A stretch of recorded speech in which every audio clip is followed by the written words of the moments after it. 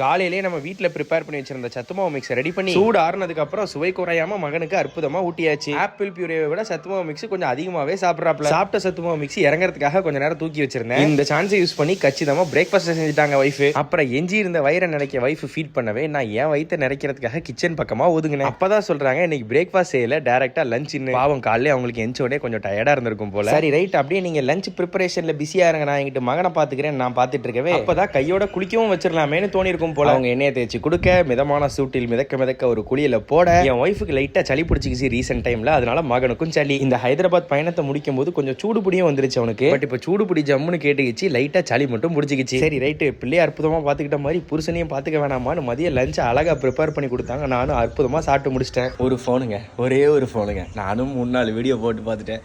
கண்டிப்பா வாங்கிக்கிறேன்னு சொல்லுவாங்க. அதை நம்பி கேட்குற மற்ற எல்லார்ட்டையும் சோல்ட் அவுட்னு சொல்லிடுவேன். கடைசி நேரத்தில் வாங்குறேன்னு சொன்னவங்க ஸ்காலை வாரிடுறாங்க. இப்படியே 4 தடவை போயிடுச்சு.